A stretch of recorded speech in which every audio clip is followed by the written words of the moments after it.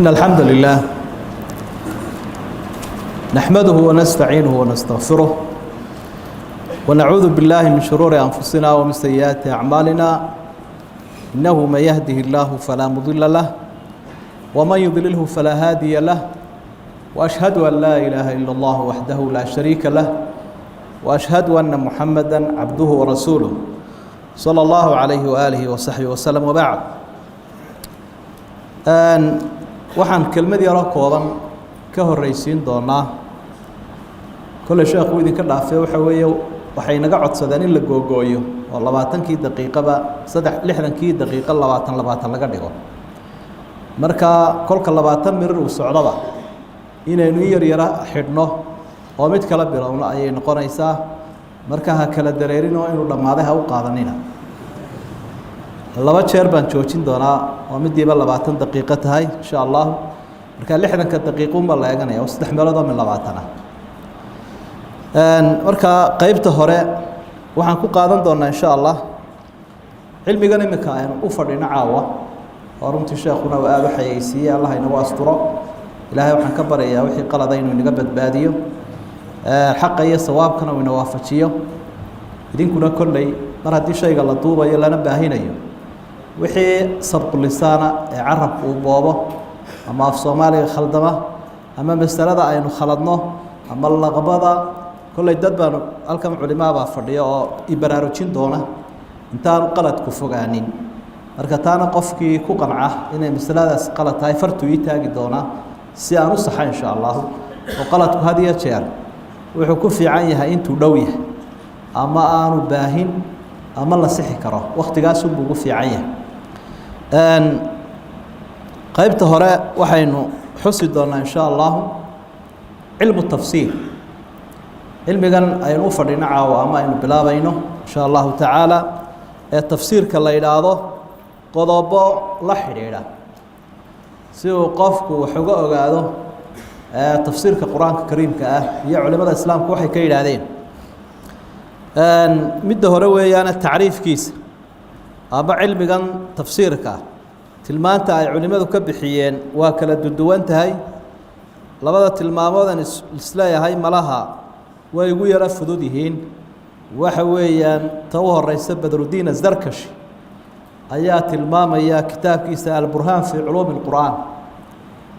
marka uu tafsiirka tilmaamaya waxa uu leeyahay cilmu yufhamu bihi kitab Allah المنزل على نبيه محمد صلى الله عليه وسلم ومعانيه واستخراج أحكامه وحكمه واستمداد ذلك من علم اللغة إلى آخره وعلم قفكم مركو برته وفهم كتابك إلهي كتابك إلهي قرآن كريم كأنه محمد لقو صوت عليه الصلاة والسلام بحلقة وين إنه هاي السنة وعلمك لقو فهمه ومركا تفسيرك التقانون waxaad fahmaysaa kalaamka Ilaahay marka tafsiirka taqaano waxaad kala soo bixi karaysaa ahkaamta ku jirta iyo xigmadaha tafsiirka marka sheekhu wuxuu leeyahay waxyaabo ka caawinaya waxa kamida cilmiga luqada naxwadii sarfigi iyo hadduu qofku wax ka yaqaan balaaqada usulul fiqiga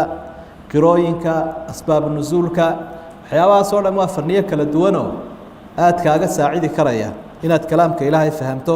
ama masalooyin kala soo bixi karto marka siiba dhalinyarada doonaya inay ummadda u akhriyaan ama cilmigan ay u sii faa'iideeyaan waxa muhiim ah in naxwada iyo sarfiga iyo cilmiga la yiraahdo balaaqada qaybta waliba macaaniga inta kala mustaxsanaadka iyo bayaanka iyo waa laga yaabaa in qof ka maarmi karo laakiin macaaniga inuu aad u fahmo aad bay muhiim u tahay usul fiqigana wax ka yaqaano waxa kale isaguna taariifiyay محمد عبد العظيم الزرقاني مناهل العرفان في علوم القرآن مركو تعريفنا يوحله وعلم يبحث فيه عن أحوال القرآن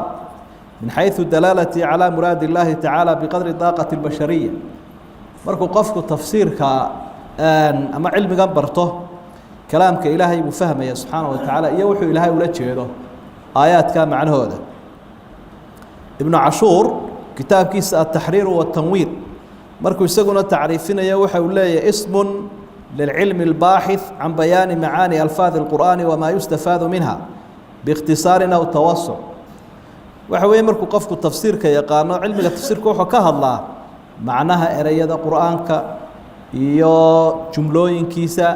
iyo sidii wax looga faa'iideysan lahaa ama ha la soo koobo marka qaar kood tafsiirka waa la soo koobaa marna waa la waasiciyaa tafsiirka qayb ayuu leeyahay ibn Abbas ba radiyallahu anhu ka waramayo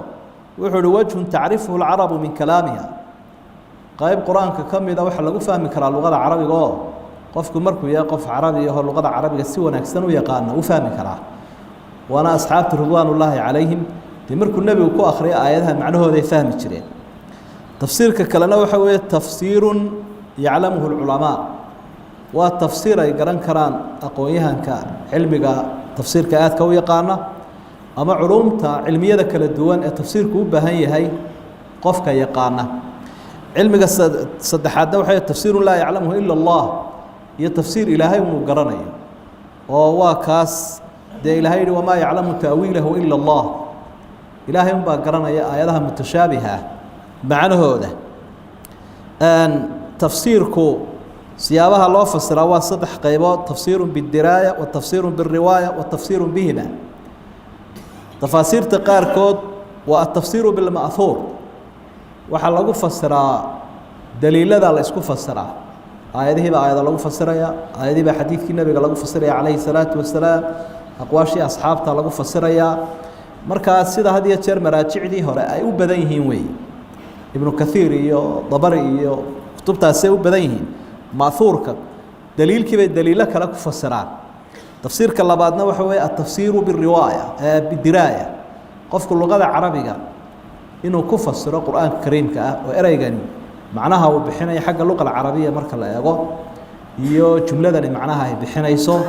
iyo sida aayaduhu ay tanaasubka u leeyna ma isugu xiran yihiin luqada carabiga qofkii aad u yaqaana sida uu u fasirayo tafsiirka ayaa iyadana diraaya la yiraahdo waa xagga aqoonta iyo tafsiir la markaa labadaba la saarayo diraayadiina lagu fasirayo riwaayadiina la raacinayo sida markaa Shawkani oo kale kitaabkiisa oo markaa la yiraahdo Fathul Qadir al-Jaami'u bayna fanni ar-riwaayati wad-diraaya كتاب سافل القدير كلا إلى الرواية دي الدراية اللبضة أبو إسرائيل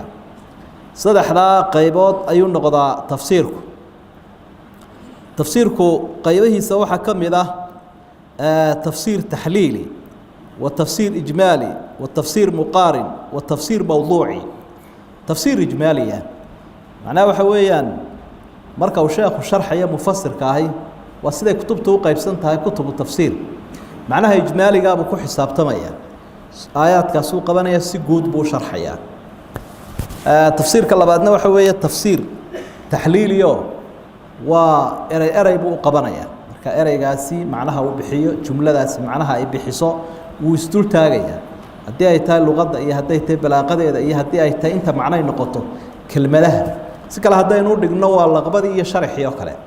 إنك هذه الشر وحين صارنا مركا روين اللغة بيناه تركيب كينو إستصارنا سقف وفهمه إري والب معنيس تفسير كاسوا والتحليل هذا معنى جود بينه كهذا الله ومركا لغبضة إنه ضمينه سجود بالله شرحه سقف وفهمه معنى الإجمالي وي مد واحد شرا الله إلى التفسير المقارنه يسقى معناها إجمالي أشياء خكوا رمية أيها وحصوبا لقيا أنت آيات دنكو صار أرورتي ترتيبك القرآن كيسوق إلى آياته سوق الهرية آيات كلا الله معناها صدق كلا وحسوا أرونية أحاديث آثارتي رنا وين وصير إشارنا وتفسير كي أن مأثورك يعني عنا مقارن كان قرية دليل الذي بكسوا أرونية هلك تفسير كموضوع جاهي وحويان شيخ مثلا وحسوا قادنا يا موضوع عقيدة ذوكله صلاة ذوكله صوم ذوكله ما إيجا آياته سيسوق حكيان لكن وحيجا مثلا موضوع أو كورمية أنت آياته كسر رأي صلاة ذكر هذا إنك سوق قادم صلاة دي بصور دقيقة مركا أنت آياته كسر رأي أيوه صابر دقيقة هي حديث كسر رأي مركا موضوع وجهه لكن ما وجهه إنه آياته سيسوق حكيان وكل حساب تمام وقيبها علماء مراجعدوا ذا كو أركي دونت أي وحفظ السران قفك مفسر كقرآن كفسريا وموضوع كلا إسناه وينوجد بين علم التفسير لحديده وحلاه شروطه يوليه لما أنت وحي نوسعنا ما هذه شرطتك أقويها كده يرتوح يوسع عنيني ده كلام كإله أنت فسران ذلك جارسيان وحكمته ده دقيسي إفادة إيه استفادة لبضة بو يسوق شرطة إنه قفك وحفايده يستو دتكينا أسي قد بيو أو فايده marka shuruudaha waxa kamida qofka doonaya inuu tafsiirka barto umada si gaarsiyo sihhatul i'tiqaadkiisu wanaagsan yahay way dhacdaa ama way jirtaa macruuf weeye dad badan oo i'tiqaadkoodu wanaagsaneen quraanka fasiraan oo xataa de gaaladaba qayba mufassiriina manka loo yaqaan mustashriqiinta diinta kristanka faafiya qarba tafsiirka iyo luqada iyo culumta kala duwan sharxa marka qofka had iyo jeer tafsiirka laga qaadanayo wax laga faa'iideysanaya waan aqeedadiisu wanaagsantahay oo qofkaas munxarif aan ahayn gaal la ahayn waxa shuruuda kamida tajarrud an al-hawa qofka rabitaankiisu inaanu hagaynin xaq u hagayo wa kalaamki ilaahay marka qofku rabitaankiisa waa inaanu qalloocinin oo ujeedooyin kale waa inaanu u duwin sidii saxda ahayd ee culimadii hore salafku ay u fasireen asxaabtu ay u fasireen لغة عربية وافقسا وين مفسرها آدابته وحكمها مشروطها أن يبدأ أولا بالتفسير القرآن بالقرآن إنه القرآن كيسكو فسره سيدا وهذه يجار سمعية ابن كثير رحمه الله آياته يبسكو فسرها وخير ما فسر بالوارد وحلقوا فسرنا وحلقوا في عن وحي صائر وري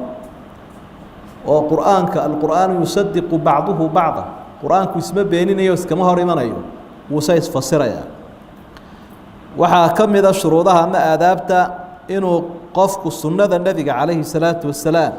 iyo axaadiista nabi maxamed ka soo aroortay in quraankii lagu fasiro axaadiista saxiixa ama xasanka ama mutawaatirka sugan xadiidka sugan xagga sanad ahaan in aayadii lagu fasiro oo ilaahay baa wuxuu wa anzalna ilayka dhikra litubayyana lin-naasi ma nuzila ilayhim waanu kugu soo dejinay quraankii adiga oo dadka u fasiraya waxa la doonayaa dadka inaad u fasirto aadaabta waxa kamida ama aan ilaahnay hadii uu waayo qofka mufassirka inta hore aynu soo sheegnay aqwaashi asxaabta ayuu noqonaya haythu innahum hadaru ar-rasuula wa aasaru tanziil waxay la joogeen nabi maxamed ay la fadhiyeen oo quraankii oo qoyani ku soo degayo wixii ay garan waayeen waxbay ka weydiin jireen nabiga calayhi salaatu wasalaam marka had iyo jeer cidda quraanka tafsiirkiisa laga qaadanayo waa iyaga weey fahamka ugu fiican iyaga laha waaqicu quraanku ka hadlayo sidoo u hadlayo asxaabtuna ridwaanullaahi calayhim qayb lagu yaqaanay tafsiirka ayay lahaayeen oo caan ku ahaa sida ibn mas'uud iyo abdullah ibn abbas iyo rag kalaba waxyaabaha lagu fasirayo waxa kamida ama qofka mufassirka shuruudiisa waxa kamida al-ilmu bil-lughati al-arabiyyah wa furuu'iha هورا ينوصل شيء قف كانوا يقانا اللغة العربية لغة العربية دي كبين شيء لما استقال ذو فسرينين اللغة العربية والله يقانا مرك الله نقدر مراجع هذا مرك الله أجا أصول شيء هذا كلمة معناه تسيساه وحكم ذا العلم بأصول العلوم المتصلة بالقرآن إنه قف وحكي يقانا علوم تلحد هذا القرآن هورا ينوصل المعنى وحكم ذا دقة الفهم التي تمكن المفسر من ترجيح معنى على آخر إنه قفك في القرآن كفسر هي قف فهم له فهم ذا الله ينور هذا لما أنت الله يبين كبرينا فهم ذا سين الله ويدي سنين سبحانه وتعالى وتذكروا وكلا فهم بديهين مركي اللي يدعي علي بن أبي طالب ما ترتاح هدا آل بيت كي نبي قتهين وحو نبي ويدين كوجونية عليه الصلاة والسلام وسرعة أما حقه وأنا أصحابته كلا سنين ما يقول ما حاشد يروح كقرن ويجران وهو حسك عنا حاشد أنا كقرنا يفهم إلى هاي وسيء قف ده كلامك إلى هاي وكفهمه هاتين عضا أن نجوا آل بيت كم يدي كلامك إلى هاي نحو كفهمنا فهم الإرادة إلى هاي والناصية نحو كشجنا هستوى أرين هبة إلى هاي وي لكن وحنا النبي ونوجار يا لما تشربوا لها علي بن أبي طالب رضي الله عنه كقفك تذكوي كلا دوينهين قفنا وقف بليدة وفهمديسو أدقتهاي أما أن هروحوا فهمين أما فطنهين قفنا وقف مسكح فرن وسيدا دي علوم تنكلا مادقة أما الله برتبع تدكوا كلا مسكح فرينين مركا قفكو هذه يتشارين markuu mufasir noqonayo fahamkiisu wanaagsan yahay weeye aadaabta taas shuruudi bay ahaayeen aadaabta waxaa ka mid ah in qofkan isaga ah niyadiisu ay wanaagsan tahay waxaa ka mid ah akhlaaqdiisu inay wanaagsan tahay waxaa ka mid ah in uu ku dhaqmayo waxyiga ilaahay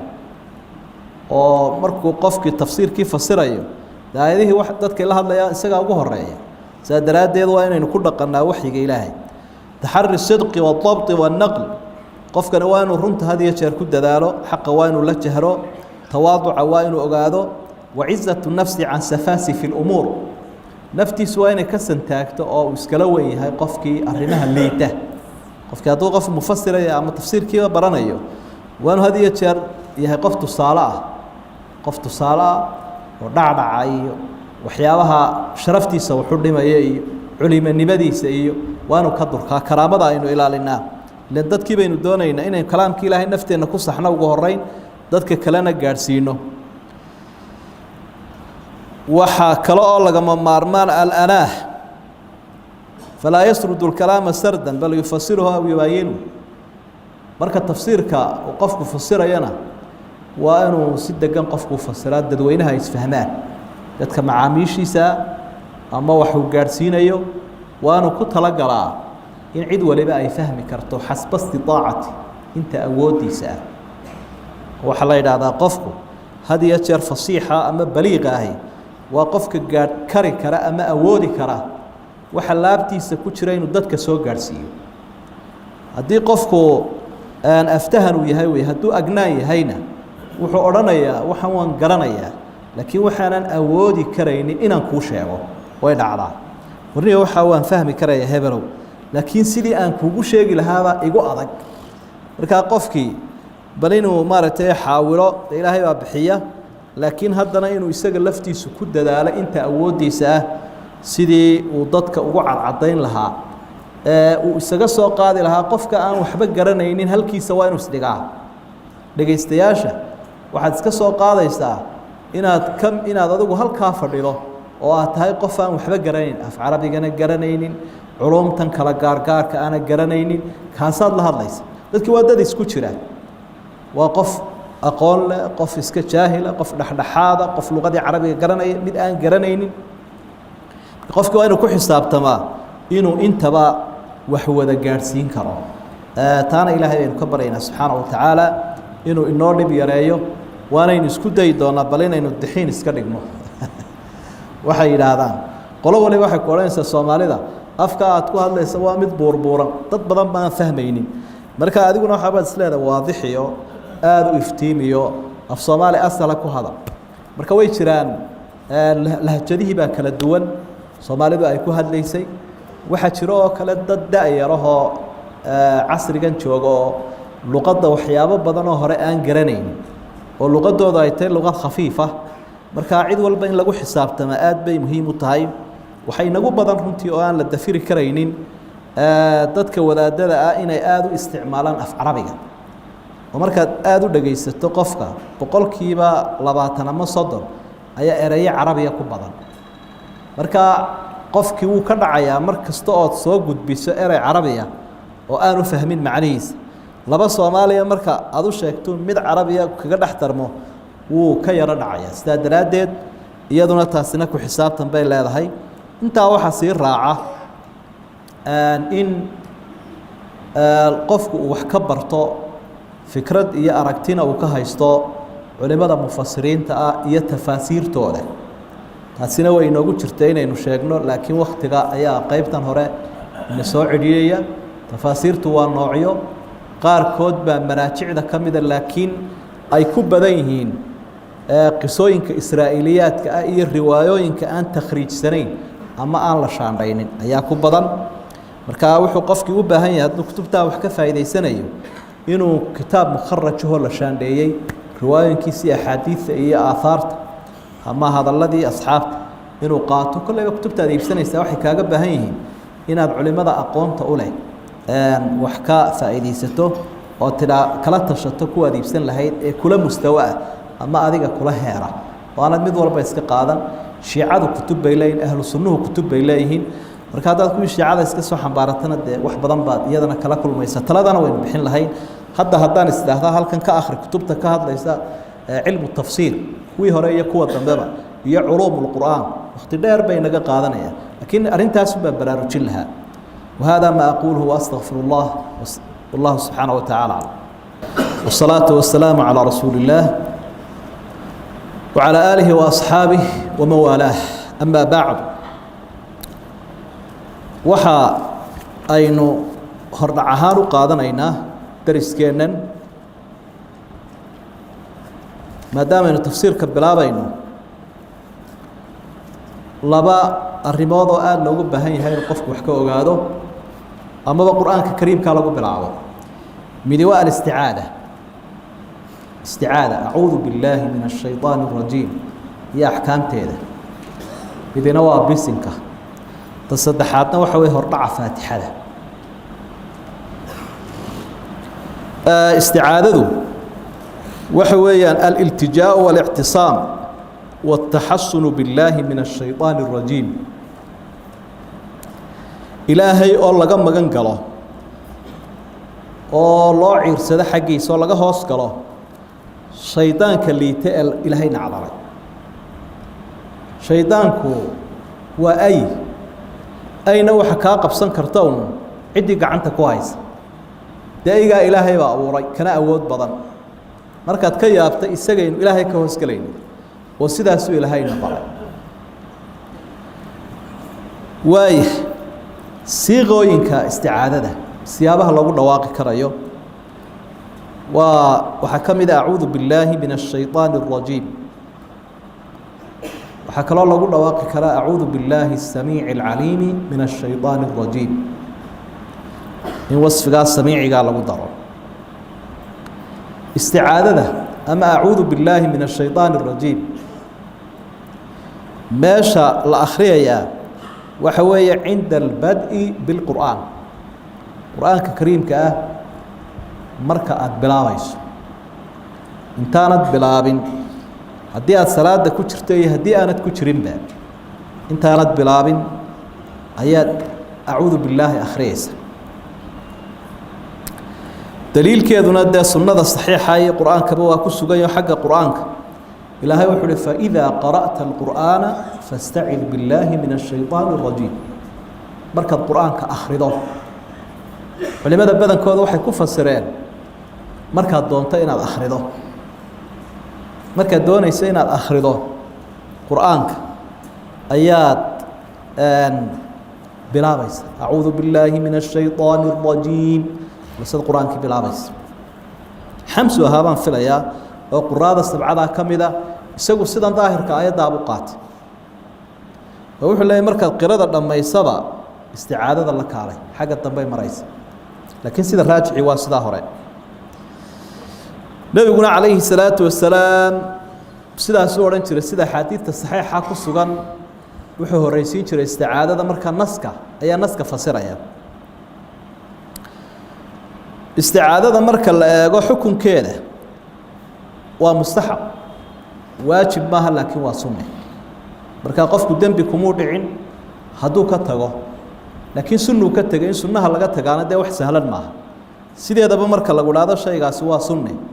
inaad iska fudaysato de ka tagta maaha ee sunnuhu waa la ilaalinaya wana waxaan ajriga ka doonayn adillada ama daliilada in farayana sunnay ku fasireen culimadu salaada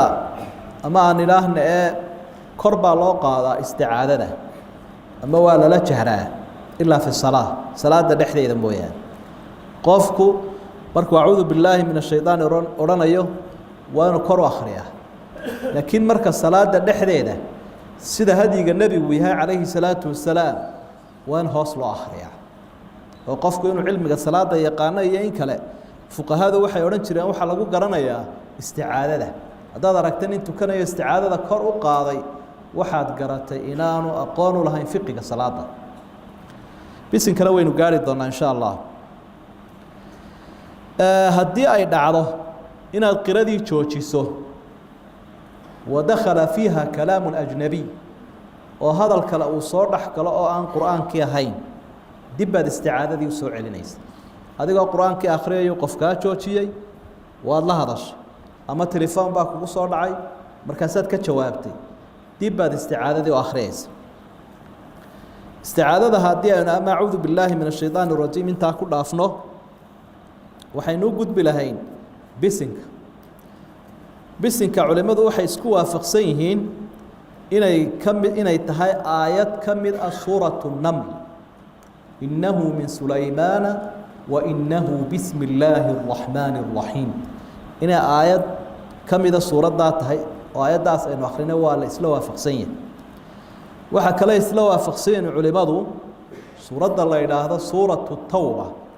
inaanay bisin lahayn iyadana way isla waafaqsan yihin beeraa bisin la yidhaahdaan soomaalidu qofka lagu dhaarinaya la doontaano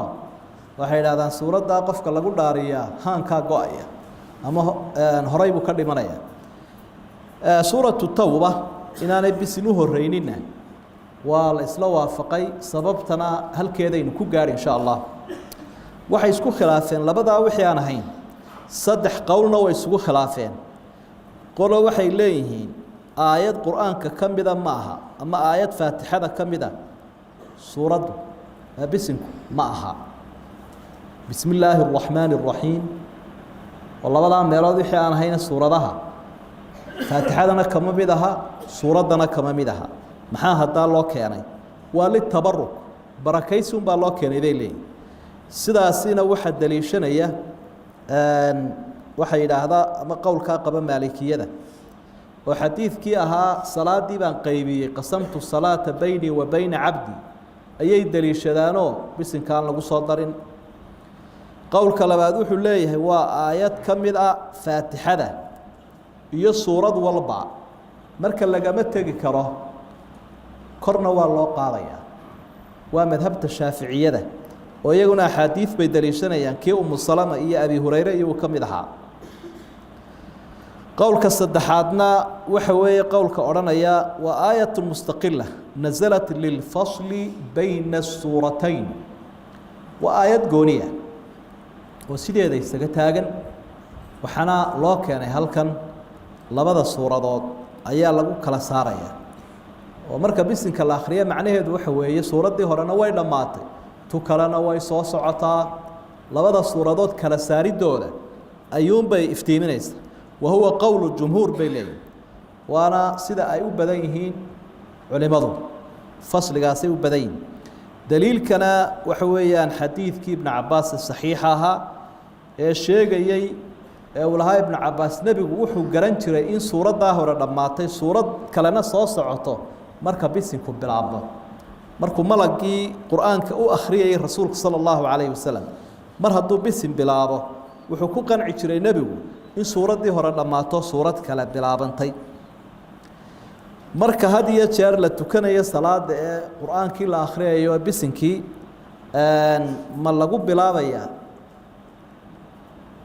suuratu lfaatixa mise waaba laga tegaya culimada islaamku waxay u badan yihiin inaan bisinka laga tegaynin laakiin la akhriyayo daliilkuna sidaasuu rajaxayaa qolada markaa le bisinkii kolleyba waa in la akhriyo faatixada lagu akhriyo laba qolay usii qaybsameen kor baa loo qaadaya iyo hoos baa loo dhigaya marka jumhuurtu waxay leeyihiin hoos baa loo akhriyaya adilada saxiixiina taasay u badan yihiin madhabu shaaficiya iyaga laftigooda xadiid saxiixa bay daliishanayaan halkeedaad ugu tegi doontaa marka aada baadho iyaguna waxay leeyihiin kor baa loo qaadaya intaasina waa inta aynu ka odhanayno bisinka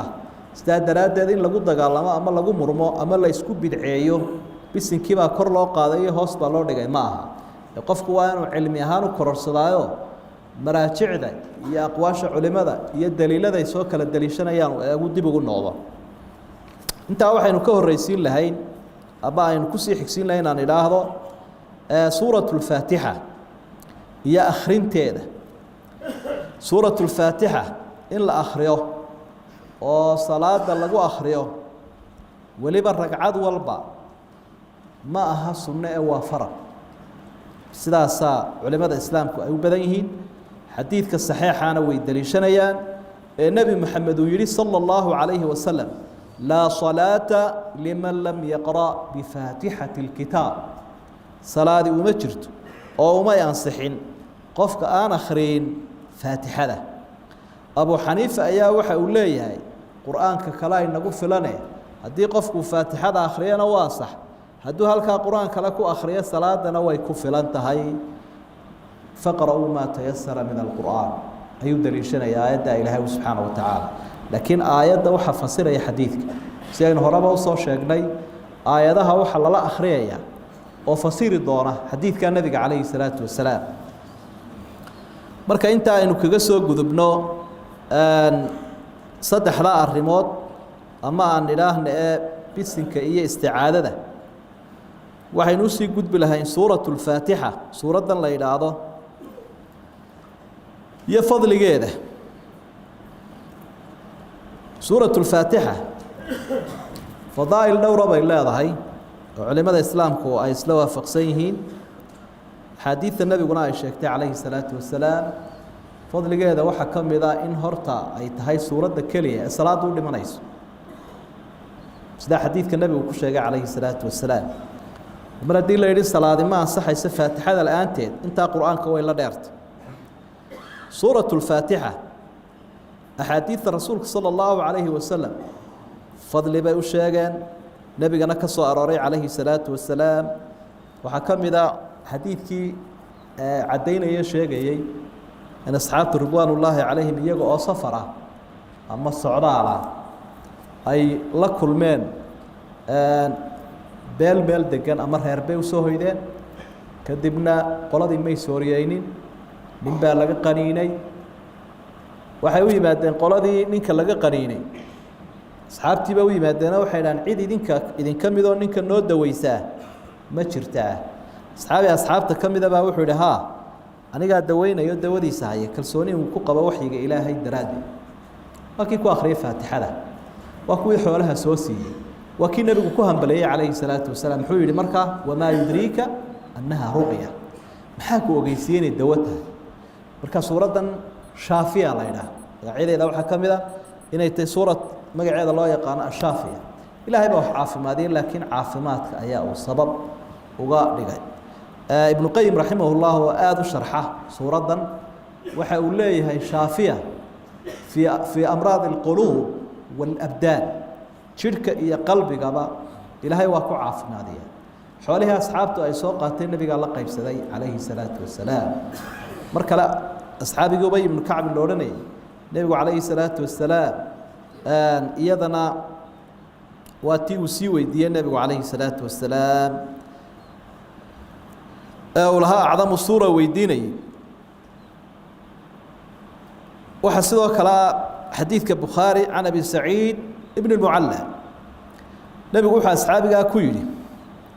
xadiidku bukhaari buu ku sugan yahay low callimanaka suuratan hiya acdamu suwari fi lqur'aan qabla an takhruja min almasjid waxaan ku bari doonaa suurad u weyn qur-aanka suuradihiisa wa hiya acdamu suwari fi lqur'aan qur-aanka suuradihiisay u weynta tir ahaan way u badan tahay maaha laakiin waxaa loo fahmayaa inay tahay suuradda u fadli badan xagga fadliga nebigu calayhi salaatu wasalaam wuxuu doonay buu ihi inuu baxo markaa waxaan xusuusiyey ballanqaadkii oo waxaan ku ihi sawtii adii ballanqaadee tidhi suuraddaasaan ku barayaa wuu ka jawaabay rasuulku wuxuu ihi alxamdu lilaahi rabbi اlcaalamiin hiya sabcu اlmahaani wاlqur'aan اlcadiim aladii uutiitu suuraddaa suurat lfaatixa la yidhaahdo weeye suuradda qur-aanka suuradihiisoo dhan u weyni waana toddobada soo noqnoqda ilaahay qur-aanka uu ku sheegay walaqad aataynaaka sabca min almahaani wاlqur'aan alcadiim waxaan ku siinay baa ilaahay uhi toddobada waaweyn toddobada soo noqnoqda aan idhaahdo toddobada soo noqnoqda iyo qur-aankii weynaa marka iyadii baa qur-aankii weynaaya ama qur-aankii oo weyn bay toddobadani ka mid yihiin marka waa toddobada aayadood ee soo noqnoqonaya waxaa markaas halkaa aynu ka arkaynaa fadliga suuraddani inuu aada iyo aada u badan yahay waxaa ka mid a xadiidkii saxiixa nabiga calayhi salaatu wasalaam ka sugnaa min xadiidi abi hurayrata radia allahu canhu ee xadiid alqudsiga ahaa nebigu ilaahay ka warinayay ilaahay wuxuu uhi salaaddii waan qaybiyey oo anigii addoonka inoo qaybsantay salaaddaa markaa faatixadaa looga jeedaa addoonkaygu wuxuu leeyahay wixii uu weydiisto wuxuu ku ammaanayna ilaahay baa ka guddoomay subxaanahu wa tacaala marka addoonkii uu idhaahda alxamdu lilaahi rabbi alcaalamiin intaa markuu akhriyay ilaahay wuxuu leeyahay xamadanii cabdi addoonkaygii wuu mahadiyey markuu idhaahda alraxmaan الraxiim qaala ahnaa calaya cabdii addoonkaygii wuu ammaanay ayuu ilaahay odhanaya ilaahayna mahadii ammaanta aad buu jeceliy markuu idhaahda maaliki yowmi اddiin intaa kolka uu addoonkii akhriyana ilaahay wuxuu leeyahay majadanii cabdii addoonkayga wuu isharfay sharaf buu isiiyey mararka qaarkoodna waxay riwaayada ku jiray fawada ilaya cabdi arrinkiisii wii bandhiga markuu idhaahdo iyaaka nacbudu wa iyaaka nastaciin intaa markaynu akhrinana bal ilaahay siduu inoola hadlaya inaynu isdhegaysanno inuu ilaahay usoo jeesanno wey intaa markaynu akhrino ilaahay wuxuu leeyahay haadaa baynii wa bayna cabdii walicabdii maa sa'al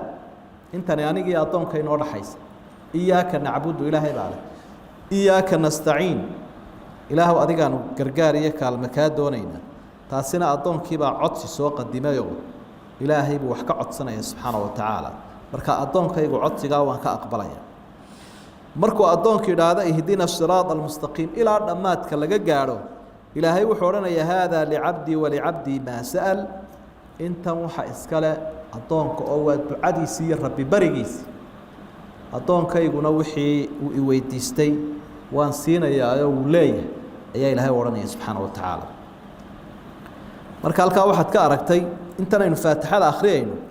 ilaahay baynu la faqaynaa subxaana wa tacaala oo aynu toos ula hadlaynaa oo aanay habboonayn inaad sii jeesato ama aada noqoto maqano jooga in jidhkaaguna joogo maskaxdaada iyo qalbigaaguna ay maqan yihiin ceeb bayt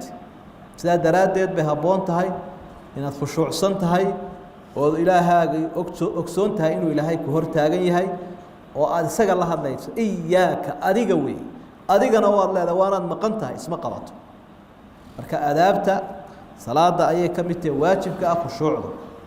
qad aflaxa almu'minuuna aladiina hum fii salaatihim khaashicuun khushuucduna waxa weeye inaad ogtay inaad ilaahay saa ula faqayso aada ula hadlayso subxaanahu wa tacaala marka suuratu lfaatixa daliiladaas iyo axaadiidtaas saxiixa baa ku soo arooray fadligeeda waxaanay leedahay magacyo dhowra waxaa ka mid a umulqur'aan qur-aanka hooyadii iyo umulkitaab labadaba waa la yidhaahdaa sida kitaabka hooye ugu tahay waxa weeye qur-aanka kariimkii waxa uu si guud uga hadlo ama faahfaahiyo shaygu faahfaahinaya iyaduna soo koobaysa matala qur-aanku wuxuu ka hadlaa qaybi caqiidaday ka hadashaa way ka hadlaysaa si kooban qaybi waxaa ka hadlaysaa taariikhdii ummadaha iyo wararkooda si kooban bay u ishaari doonta qaybi sharci dejintay ka hadlaysaa iyaduna way ka hadli doontaa suuraddu markaynu mustafaadaadka marayna ayaynu baraarujin doonaa insha allah marka qur-aanku qaybihii uu ka hadlayay si kooban u tilmaamaysaa ee farta ugu fiiqaysa waxaa la yidhaha alxamdu oo dee waa tan alxamdu u horeyso waxaa la yidhaahdaa alfaatixa suuratu alfaatixa ilaahay baa kitaabkiisii ku aftaxay ama ku bilaabay saa daraaddeed baa faatixa loogu magacaabay asabcu almathaani alqur'aan alcadiim oo iyadana xadiidkii aynu soo akhriyayna ku jiray magacyadeeda kuwaasa ka mida wahada ma aquluhu waastaqfiru allah wallahu subxaanaه watacaala aclam alxamdu lilah wالsalaaةu wasalaamu calىa rasuuli اllah wacalى aalihi waasxaabihi waman waalaah ama bacd suuraة اlfaatixa tafsiirkeedaynu maraynaa qaala allahu tacaala bismi illaahi الraxmaani الraxiim alxamdu lilah mahad ilaahay baa leh rabbi اlcaalamiin caalamiinta oo dhan isagu rabbiga u ahaaye iska lahaa alraxmaani naxariistiisu caamka ahayde cid waloo adduunyadan joogtaba gaadhsiiyey alraxiimi naxariistiisu gaarka ahayd ee naxariistiisa ilaahay ku gooni yeelayay maalinta qiyaamaha iyo aakhiro awliyadiisa iyo dadka isaga rumeeyey maaliki yowmi ddiini maalinta qiyaamaha waa ilaaha isagu iska leh wax walba iska leh iyaaka nacbudu ilaahayow keligaa baanu ku caabudaynaa wa iyaaka nastaciinu keligaa baanu gargaarkaa doonaynaa ihdina asiraad ihdinaa ilaahayow nagu hagaaji oo nagu hanuuniyo nagu toosi as-siraada wadadii ama jidkii al-mustaqiima ee toosnaa siraada alladina ilaahay oo kuwii jidkooda nagu hagaajiyo nagu hanuuni an'amta calayhim aad u barwaaqaysay khayrka iyo baraaraha iyo barwaaqada aad siisay oo markaa dee mu'miniintiya غayr المغضوب عليهم kuwii loo cadhoodayna aan ahayn wala daaliina kuwii halaabayna aan ahayn suuradda macnaheedu marka la soo koobo waa sidaas weeye waxay ku bilaabantay suuraddu mahadda ilaahay subxaanahu wa tacaala alxamdu lilaahi rabbi alcaalamiin waxay ka mid tahay shanta suuradood ee qur'aanka kariimka ah ku bilaabma ereyga alxamdu lilah suuraddan imika aynu marayno suuratu lfaatixa suuratu lancaam suuratu saba suuratu faatir iyo waxaan dhaafay suuratu lkahf shantaas suuradood xamdigu ashaa ku jirta alxamd waxay leeyihin culimadu waa lilistiqraaq waxa weeyaan waxay sheegaysaa ama u taagan tahay macnaha ay sheegayso ereyga kullu oo kale kullu alxamdu lilah ilaahayow mahad oo dhan adigaa leh mahad hore iyo mid dambe iyo mid addoommaha adiga ay ku mahadiyaan iyo ta dhexdooda ay ismahadiyaan waxoo dhan adaa leh garanaybaa ilaahay si toosa marka loo mahadiye dadku hadday ismahadiyaanna sidee buu ilaahay mahaddooda ku yeelanaya dee wuxuu ku yeelanayaa qofka la mahadiyey ee wanaagga laga sheegtay yaa wanaajiyey ilaahay baa wanaajiyey marka ilaahay baa ku ammaana subxaana wa tacaala markaa waxaa la yidhaahdaa lilistiqraaq hadihi lafda daalat cala alistiqraaq xamdigaa isaga ahi waa xamdi kaamilka ah min jamiici alwujuuh dhinacyadoo dhan mahadun buu ilaahay leeyahy hadduu deeq ku siiyana mahad buu leeyahy hadduu dhib kugu ridana mahad ayuu ku leeyahy ilaahay subxaana wa tacaala waxaa fasirayaa nabiga calayhi salaatu wasalaam hadyigiisii markuu ilaahay ka helo subxaana wa tacaala wax wanaaga wuxuu odhan jiray alxamdu lilah alladii binicmatihi tatimu saalixaat ilaahay baa mahad ilaahay wax walba nicmadiisu ay ku dhammaystirmayeen markay dhibi rasuulka soo gaadhana wuxuu odhan jiray alxamdu lilaahi calaa kulli xaal ilaahay baa mahad walba mahad isagaa iskale xaalad walba waxaan jecelahayba yuu soo gaadhine oo dhibbaha igu dhacee mahad buu leeyahy alxamdu lilah rabbi alcaalamiin alxamdu lilaahi waxay sheegaysaa uluuhiyada ilaahay inuu isagu yahay ka cibaado iyo mahad iyo xamdi yeesha rabbi alcaalamiinna waxay sheegaysaa rubuubiyada ilaahay inuu yahay rabbiga isagu cid walba u abuuray idan halkaa waxaa ka muuqanaya naftiisa ilaahay wuxuu ku sifeeyey uluuhiya qabla rububiya taasina waatay u taagnaayeen rusushoo dhan oo waxaa in badan dadku ay diidanaayeen cibaadada ilaahay markaasaa rususha lagu soo diri jiray dadka inay ogoleysiiyaan cibaadada in badanoo ka midii rabbinimada ilaahay waabay ogolaayeen marka muhiimadda ay sii leedahay cibaadada alla in lagu khaas yeela ilaahay u horreysiiyey saa aynu arkayno rabb lcaalamiin caalamiintoo dhan buu rabbi u yahay ereyga rabbi macnaha uu sheegayaa waxa weeye wuu abuuray waanu leeyahay waanu maamulaa waanu arsaaqaa intaa cid noqon kartaa ma jirta ilaahay mooyaane subxaana wa tacaala caalamiintu waxa weeye ciddii isaga ka soo hadhay oo dhan fircoon markuu nebi muuse ku yidhi rabbulcaalamiinku muxuu ahaa ayaa wuxuu ihi rabu الsamaawaati wاlardi wamaa baynahuma ilaaha abuuray weeye cirka iyo dhulka iyo inta ka dhaxaysaba ee iska leh marka caalamiintoo dhan caalamka sare iyo caalamka hoose iyo meel walba ilaahay baa abuuray isagu iska leh subxaana wa tacaala waa cumuumu rubuubiyat اllaahi tacaala lijamiici اlcaalam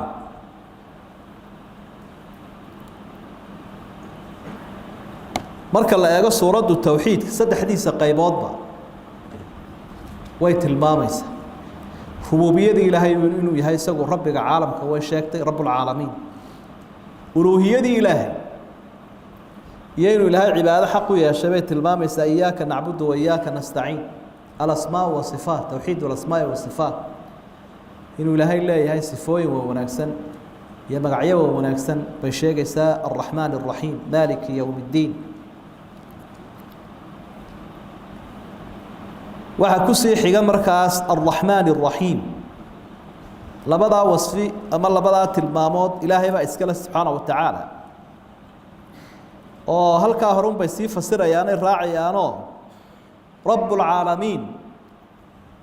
markii ilaahay uu soo xusay baa qofku wuxuu isweydiinaya talow rabbinimadaas ma waxa weeyaan rubuubiye intiqaam iyo ciqaab iyo cadaab iyo dhib uu ku jiro maya jawaabtu waxa weeyaan waa rubuubiya naxariis wadata alraxmaan alraxiim ilaahay naxariistiisa ballaadhan oo badan subxaana wa tacaala nawcu hadi rubuubiya rabbinimadaa ilaahay nooca ay tahay ayaa rabbi uu ku jawaabay alraxmaan alraxiim macnihii hore way leedahay oo gaal iyo islaam ba ilaahay nicmadiisa uu siiyey adduunyada oo adiga arkaya ay isugu naxariisanayaan naxariistiisa daraaddeed isagaana fasiray nabigu calayhi salaatu wasalaam oo waxa uu ilaahay wuxuu leeyahay naxariistiisa boqol buu qaybiyey 99 jannaday ku dambeeyaan hal mid buu adduunkan keenay khalqigoo dhamina taasuu isugu naxariisanaya bal waxaa naxariista adduunyadan taala ee xataa xayawaanka ee wax cuna ee sabca la yidhaahda wax ugaadhsada oo ilmihiisa yar ugu naxariisto naxariista taasaa ka mid ah bal naxariista intaa la eg baa ayaa mid ka mid ah adduunka la keenay maxaad u malayn 99 aad u weyn naxariista ilaahay qof guul darro badan baana naxariista ilaahay ka qada ilaahayna addoomaha wuxuu doonayaa inuu naxariisto oo uu badbaadiyo walaa yahliku cala allahi ilaa haalik mid isagu naxariista ilaahay iska diida mooyaan الرحمن الرحيم رحيمنا مركا وحوي نعمدي آخره دي أوليادي سوسينا يددك أشهاتي سجر رمياء دونك إيمان كجتجي سيدو آيات كعدي وكان بالمؤمنين رحيما مؤمنين تبوا محرسين إلهي سبحانه وتعالى علماء قائب كمدي وحي كف السران الرحمن المنعم بجلائل النعم وإله بحير نعموين كواوين والرحيم المنعم بالدقائق النعم وإله بحير نعموين كقرصون أي يرير كان نعمده واوين يطير maxay kala nicmooyinka qaar kood dadka way u muuqdaan inaad xoolo yeelato inaad dad yeelato inaad caafimaad leedahay waxa soo dhan waxyaabo dadka u muuqdo way nicmooyinka yaryarina waxa weey nicmada oo qofku garto markuu waayo waxa jira nicmooyin badan oo inta hore aan fahamsanaynba inay nicmo tahayba laakiin markaad weydo un baadanayso taasina waxaana miyaan haystay ma baan ogeynba waana badan nicmooyinkaas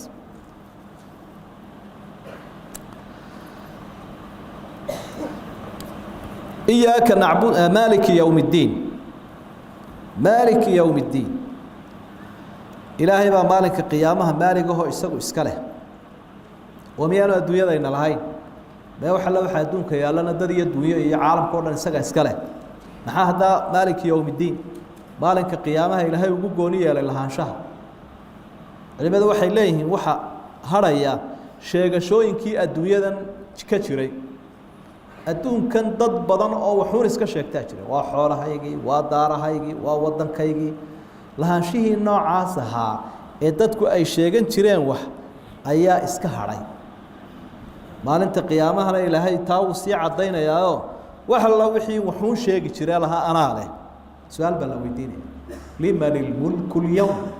maanta yaa wax leh jawaabtu maxay noqotay lillaahi al-waahid al-qahhaar إلهي با كليجي وحسكله كعيد كلامه جواب ويده إلهي با يسوي جوابه عيد كلام وحليبه ما شرتبه معلن مد ولا ملك يا مالك يا شيغان جريا halkaasuu ku haray oo iska aamus labada qirabo way jiraan malik yawmiddin iyo malik labadaba waa jiraan marka waxa jira malik aan malik ahayn iyo malik aan malik ahayn labadaba ilaahay uu yahay subhanahu wa ta'ala malikna uu yahay malikna uu malik baa jira boqora oo waxa lahayn inkasta iska bayar tahay oo kii wax yeeshaabahad iyo jar wuxuu xuurtaysto haduu malik bay yahay inta badan laakiin uu jiri karaa malik aan malik ahayn waxba lahayn waxaase loo badan yahay in dadku ay yihiin dad maalikiin oo wax leh laakiin aan malik ahayn oo boqornimo lahayn labadaba ilaahay uu leeyahay subxaana wa tacaala isagaa boqorna oo waxna leh waxay aayaddu muujinaysaa ihbaatu sifati albacthi waljazaa in aakhiro jirto oo iman doonto inkastoo in badan iska dhaga tiraan dadkan adduunyada ku nool abaalmarino dambayso mudan in la xusuusto loo diyaar garoobo oo siday qeybkii hore iyo ummadaha hore uga warrantay aakhirana way ka warramaysa adduunka waxa joogana way ka warramaysa xaqu ilaahay leeyna way ka warramaysa suuraddu marka waxaa mudan in loo camal falo iyaaka nacbudu wa iyaaka nastaciin waxay tilmaamayaan labadaa jumle istaba yaalla in addoonkii ilaahay keligii uu caabudayo keligiina gargaar uu weydiisanayo cid gargaar la weydiisto ama la caabudana waxa u mudan sifooyinkaa wanaagsan ilaaha leh subxaana wa tacaala ilaah wax walba iska leh ayaa cibaado xaq u yeeshay isagaana gar u leh in dee marti loo noqdo oo wax alla wixii uu addoonku codsanayaba isaga u qadimo waxaa markaa aayaddu ay caddaysay labadan arrimoodba inay yihiin laba arrimood oo ilaahay ku gooniya cibaadada iyo isticaanada alcibaada xaqu lilaahi tacaala waxaana laga fahmayaa taa shayga loo yaqaano xasriga ama qasriga taqdiimu lmacmuuli cala alcaamil waxyaabahay luqadii aynu sheegayna kuu faa'iideynayso wey luqada carabiga hadday tahay naxwada iyo balaaqada iyo waa mawaadiicday ka warramaan had iyo jeer shayga la idhaahdo alqasru waalxasru alidaafi waاlnisbi qaybihiisii kala duwanaa marka maadaam ereygii dambayn lahaayoo iyaaka labada meeloodba xagga hore maray macnaha laga fahmayaa waxa weeye keligaa baanu ku caabudayna keligaana gargaar baanu ku weydiisanayna sidaasaanay tahayoo dee intaasoo daliil baa inoo sheegaya cibaado inuu ilaahay keligii leeyahy oo wax xuquuqda cid waliba xaq bay leedahay ilaahay xaq keligii u leeyahay in ilaahay keligii la caabudo sida xadiidkii mucaad ku sugnaa tadri maa xaqu llaahi cala alcibaad xaqa ilaahay addoomaha uu ku leeyahy ma taqaanaa waa inay keligii caabudaan isticaanadiina waa saasoo kaleo ilaahay keligii baa gargaar la weydiisanaya haddii aad markaas taa hore garanayo dee cibaadada haddii laakiin qofku uu idhaahdo meelaha qaarkood sawtay ku soo aroortay in cid kale isticaano la weydiisan karo ee ilaahay baa uhi watacaawanuu cala albiri waataqwa samafalka iyo isu kaashada alla kacabsiga isticaanadaas maxay noqonaysa isticaanada laba qaybooda isticaanatu tafwiid wa isticaanatu lmushaaraka isticaanatu tafwiid macnaheedu waxa weeyaan wax aan cid kale qaban karin oo ilaahay unu qaban kara keligii subxaana wa tacaala oo aan addoomuhu kuu qaban karin taa ilaahay keligii baa la weydiistaa isticaanatu atafwiidna waa la yidhaha ilaahay baa keligii loo bandhigayaa waa waxa addoomaha kale lagala quustay qaban kari waayaan yaa ku badbaadin karaa yaa dhalku siin karaa yaa ku jannayn karaa yaa dembiga dhaafi karaa intaaba ilaahay subxaana wa tacaala cid kale ma leh marka isticaanada waxaa la yidhaahdaa isticaanatu tafwiid isticaanatu lmushaaraka baa jirto oo waa waxa ay addoomaha kale kuu qaban karaan xoogaa lacaga bay ku siin karaan dee cadowa markaa ay saysaan bay kaa dhicin karaan waxyaaba badanoo dee addoomuhu ay kaa caawin karaan baa jira marka taana mushaaraka la yidhaha marka ta la ogol yahay ee sharcigu ogol yahay waa taa mushaarakada ee cid kale kuu qaban karto taan cid kale kuu qaban karayninna waa ilaahay subxaana wa tacaala ta keligii uu leeyahy sidaa darteed maalan addoon dhintay oo kale waxba kuuma qaban karo oo dee shaqadiiba way ka dhammaatay isagii waa cadilana duca u baahan marka inaad barida maaha addoon maqan oo aan kulaba joogin waxaanu kuu qaban karan inaad weydiisato maaha laakiin addoomaha ku hor jooga kula joogaa wixii ay kuu qaban karaan isticaano waad weydiisan kartaa waa ka ilahay uhi tacaawanu goorma addoomaha laftigoodu waxa ay kuu qaban karaan goormaa la weydiisan karaa waxa la weydiisan karayaa cinda alxaaja marka aada had iyo jeer baahato markaad baahataabaa sharcigu kuu fasaxayaa cid kale inaad codsi u qorato oo aada wax weydiisato haddii kale iska dah bukaan badan baryo badan baahi badan waa la isku nacaa soo mahe yay ku nicin oo lagu nicine ilaahayna wuxuu kugu jeclaadaa inaad codsi u gudbiso aada isaga wax weydiisato addoomuhuna waxay kugu nacaan inaad iyaga wax weydiisato والله يغضب إن تركت سؤاله وبنو آدم حين يسأل يغضب لهي وكوع عروضة هداد وحبا ويدي سوي ودعي سوي ودبري ويدي الضمور ويكوع عروضة هداد وحبا ويدي ستو الرحمن كي خلقه إلهي يا خلقه فرق قول حياة سوي كلا دوينه وحكروا علماء إليه واحد عيد وحويدي سنكرتاه عند السرور به مركو قفك كفر حسين وحالة قاركود بقفك الضنين يا إن هذا واحد أما علم ويدي ستة أما عودي حول ويدي ستة أو يسقط تاس أي كفر حين يساوي تعليه تاسو كلنا ولا ويدي سنكر اللي بكمتشرو لفاقنا علماء هذه يتروسي فسران اهدنا الصراط المستقيم وحيابها إن إلهي استعانك ويدي سنة استعانة دي وصعت إلهي وجدك توصل نجوها نوني يا كوجها نونين كلا جدك توصل إلهي مويانه إلهي با يا كوجها نونين كاستعانة دي بدوت الله يو إلهي وجدك توصل نجوها نوني وحيابها نجرجار كاستعانة كاجد دون إني جرجار أيو كم تينا هنون نصيص هنون كان إلهي بحيه سبحانه وتعالى تينا هلك هراء صور دافن آيات هراء علماء وحي ليهين إمك نعبد ونستعين ويكلا هريا نعبد بها هريسا نستعين ونوي دنبيس وانا كحديث كالنبي عليه الصلاه والسلام ان كسو مرينا حديث القدسي ان انت هرنا الهي ودي انغا على انت دمن ادونك عليه نعبد وعباده الهي عليه انت دمن نستعين ادونك عليه والهي وحو ويديسنيا marka waxa laga fsirta laga fahmiya latiifada ku jirta waxa weey markaad ilaahay wax ka doonayso wixiisa si إلهي وحبينا كدونينا صومها وين برينا هرت أمر كيس قاو عباده أيو كدونا يا هذا بعد وحكوها ليس ضد هانت هاي هرت عبادة دي سلك عليه وأمر كيس قاو مركز صار عص جاجا سوق الدميو أدابت وحوي وحي أدوني يسمر كاسات هني الكسوقات تصارني نبى مدحها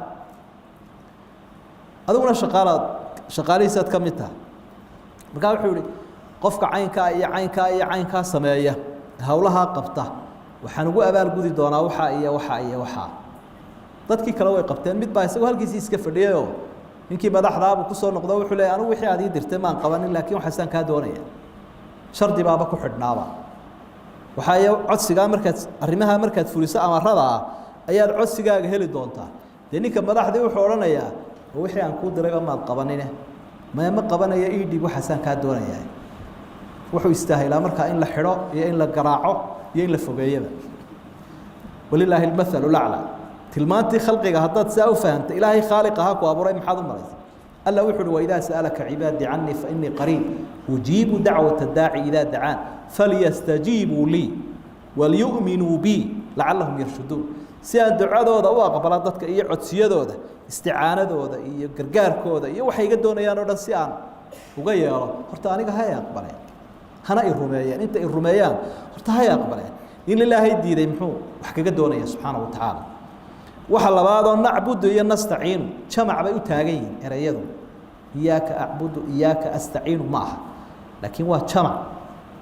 قال كانوا حلا فهم يا بي لين علماء سيدا شريعته بي نود شيء إن عبادته أي كفي عن هاي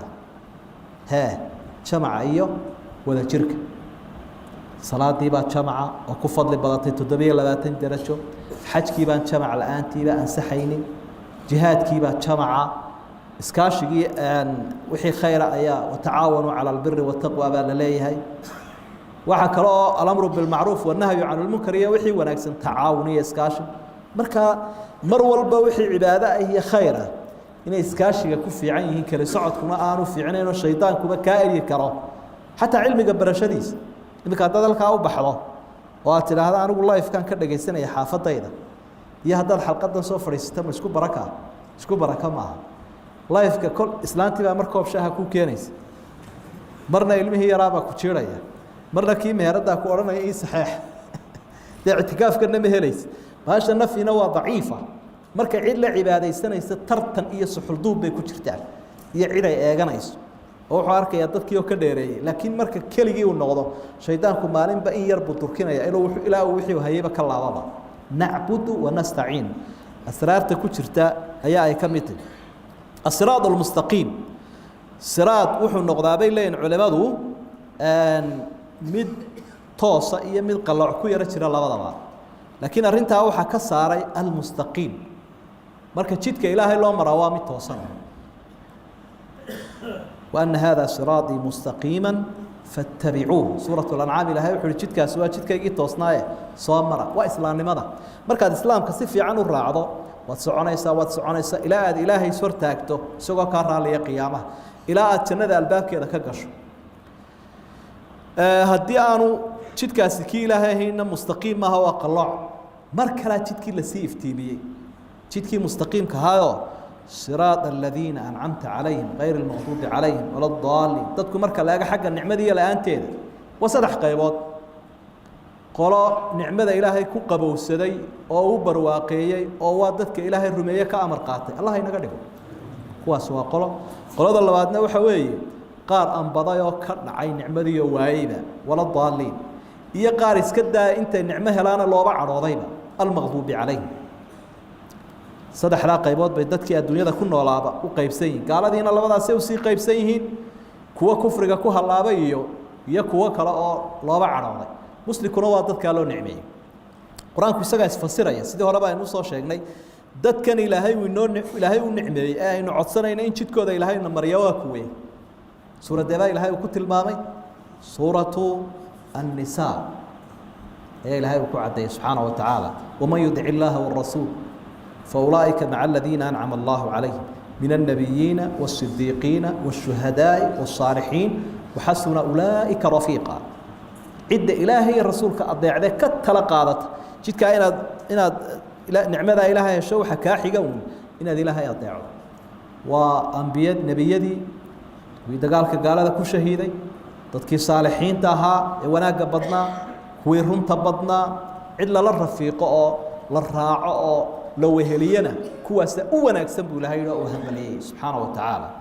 الصراط المستقيم مركاو حكم ذي وحيابه إلهي وأضامها أقول نعمة يا بين هي معلم بدأ إلهي أي نبري إنه هنونيه الصراط المستقيم ولماذا وحي لين لبع الرباط بعيدا دنبه إلهي كبر رجيو كود دي ذكره العناد والجهل عناد يا جهل عنادك ووحكيني كره qofkii xaqii garanaya ayaa iska diinaya wasida kuwa maqduubi calayh waa yahuudi iyagoo xaqa garanaya ayaa iska barbarbareen kitaabkiina gacmahooda ku bedeleen marka dad badan baa waxa dhacda iyagoo xaqa garanaya anaa daraadi inay u barbarbaraan waa wadaad xume ama ka loox tuurka ama uu kitaab tuuray la yiraahdo uu garanaya xaqi laakiin uu jirsiinaya siraadul mustaqiim marka wuxuu ku seegay أنا درادي على الله متستمرك المغضوب عليه قايبنا جهل باهية ولا الضالين وشيت كان توسن وحوي داري وأنبضي وعندنا هين باب الدين كرجنا يا الله سدا إلى سورة الحديد آخر كذا وكتل مامي ورهبانية ابتدعوها ما كتبناها عليهم إلا ابتغاء رضوان الله صوف إنما إسكا لما بشرنا إنما كي دين تكريستن كي هيستي ولا دودي waxaan diinahayn bay diin ka dhigteeniyo bidca marka dariiqa wanaagsan jahligaasina uu ku weydaarin karaa labadaba marka waxa laga baxaya diinto la barto lana dhaqan galiyo aayada waxa ka muuqanaya labada qolo waxa si xumaan badan jidkan toosan kuwa u seegay anaa daraadi sida daraadeed buu ilaahay soo horeysiyay al-maghdubi calayhim si kala hadaad ugu fiirsato al-maghdubi calayhim waa ismi mafcuul ad-dallina waa ismi faa'il وعلمي النحوذة ما تجعلي هذه الشر نحوذة إنان وقول ديرانو أي نودح كلاه ددتك عادي جابا كدعية هو أرين طلبة إيه ددتك أقويها كأه أيوم با كل فهمي كرامك أنت نحوذة كشيء كين يسوع وحلاقي ددتك عادي إنان كل قبص ساد رادد معنا هانون إن كوكي نمو يعني إلى إنه فهمت هذا بدينا وإنه كسر قبص إن شاء الله تعالى المغضوب عليهم ومعنى شيء يوا الله عراضي كوا نواه الله بين وفاعل هي مفعول فرق قول حياه وحويا بين لين علماء اسم قام مفعول وحا وشيغيا والله عراضي الهي با عراضي وحا كلا عراضي عيد كستو الهي كامر قادنيس oo adoomihiisa oo muuminiinta oo awliyada ilaahay baa yahuudiya gaal nacdalay inaguna way wada nacdalayna wixii ilaahay ka amar qaato sida daraadeed ba ayaa wasfiga ismiga mafcuul weyn cid ilaahay ka amar qaadanaysa subhanahu wa ta'ala ilaahay baa nacdalay cid ka amar qaadanaysa marka labada wasi macnahaasay sheegayaan marka cadhadii ilaahayna way ku dhacday oo ilaahay baa nacdalay waxaana sii nacdalay ciddii ilaahay aqbashay subxaana wa tacaala wuxuu ilaahay yidhi iyaguna odhanaya marka suuratu lfaatixa fadligeedu aad iyo aad u badan yahay waxyaabahaasoo dhan bay inoo sheegaysaa adaabta kale aynu ka arkaynaa waxa weeye siraad aladiina ancamta calayhim waxallo wixii khayra iyo wixii fadliya ilaahay baa la siiyaa oo loo nicmeeyaa waalfadlu ilayh wixii khayr oo dhan ilaahay baa loo nisbeeya ancamta wixii sharana dadkaa loo nisbeeya washaru laysa ilayk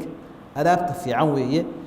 saa daraaddeed baa isnaadkaas saa u noqday aad bay u haboontay waana waajib xarakada qur-aanka in la ilaaliyo waxaa laga yaabaa xarako qura oo uu qofku bedelo xaraf iska daayo inay macnaha oo dhan bedesho sidaa daraaddeed bay waajib tahay qofka qur-aanka baranaya inuu mucallin yeesho carabkiisa loo saxo ka soo qaad haddaad tidhaahda ancamtu calayhim maxay noqonaysaa anaa u nicmeeyey dadka weeye adigaaba is-ilaah gareeyey ilaah baad iska dhigtay markaasoo ancamtu calayhim anigaa u nicmeeye weeye ka waran haddaad ta'da kasriso ama aada hoos dhigto ancamti calayhim markaana tu dhadig baabaad la hadlaysaaba ilaahay baabaad dhadigaysay subxaana wa tacaala waa laba ayaan darro waaweyn idan markaa waan iska akhriyayaa un qur-aanka sax maaha laakiin qur-aanka kariimka ah waa in mucallim loo yeeshaayo la faa'iidaystaa aada iyo aad looga bartaa mucallimiinta waxaa kaloo nebi maxamed ka sugan calayhi salaatu wasalaam marka had iyo jeer dhammeeyo suuraddan waxaa odhan jiray maxay aamiin buu odhan jiray axaadiidta saxiixa bay ku sugan tahay bukhaari iyo muslim sida loo odhanayaana waxa weeye qaybta hore waa madulbedel qaybta dambena waa caaridu lisukuun aamiin waana la soo gaabin karaa aamiin laakiin tan aynu inagu akhrino maxaynu inagu akhrinaa aamiin way maaragtay ku laxaadsanayaan taasi macnihiiba meesha uu ka baxaya walaa aamiina albayt alxaraam waa qasad bay markaa noqonaysa alqasd macnuhuna qasad imika maaha halkana waa istajib ilaahay una aqbal baa markaad aamiin leedahay waa ilaahu noo aqbal ducada haddaad miimka shidana qasad bay noqonaysa wax akhriyeyna ma jirada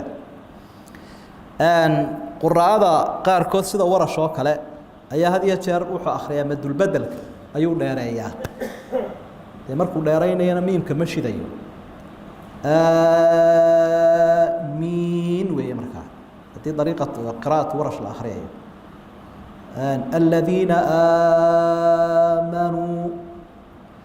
marka waa dheerayn aan shid lahayn qofkii doonaya taa inu akhriya dadku taa ugama jeedaan marka wuxuunaan uga jeedaa uun aamiin in la soxo imika markuu imaamku akriyay waladaalliin markuu idhaahdo maxaynu odhanaynaa miimkii baa lagu taagaya shid sida saxda ah waxa weeye in la idhaahdo aamiin qaybta dambe la jiido waktiga la odhanayo marka salaada imaamku kolkuu idhaahdo waladaalliin ee uu dhammeeyo ayaa la odhanayaa aamiin man waafaqa ta'miinuhu ta'miina almalaa'ikati gufira lahu ما تقدم من ذنبه النبي عليه الصلاة والسلام حديث صحيح ساسو كشيء قفك آمين تيسو أي وافقه آمين تم ملائكة ذنبي يرون دم بلغ ضعف آمين ملائكة إيو آمين إمام كنوا يسوافق سين مركا آمين إمام كلكو بلابه أي ملائكتنا بلابس أقول مركا بلا هدي لكن إمامك آمين تيسيو آن لجارين adigu aad horay uga sii bilowdo waad qadimanti horaad u soo fadhiisato aamiintaadu tii malaa'igta way seegaysa marka goormaynu inagu aamiin idhaahna waxay dadku odhanayaan waladaalliinta intaan u dhammaynba idaa qaala alimaamu waladaalliin markuu idhaahdo faquuluu faad waa tartiib maca tacqiib markaa kadib idinku waxaad tidhahdaan aamiin dhaha marka ha la sugo waladaalliin markuu dhammeeyo aamiin bilaabo la bilow arrintaasna waa arrin aada u muhiima wixeenoo dhan waa wada deg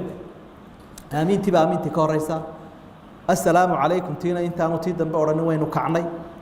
marka had iyo jeer masbuuqaa tahay salaada imaamku tiisa uu dhammeeya adiga wax kuu hadhayn goormaynu kacnaa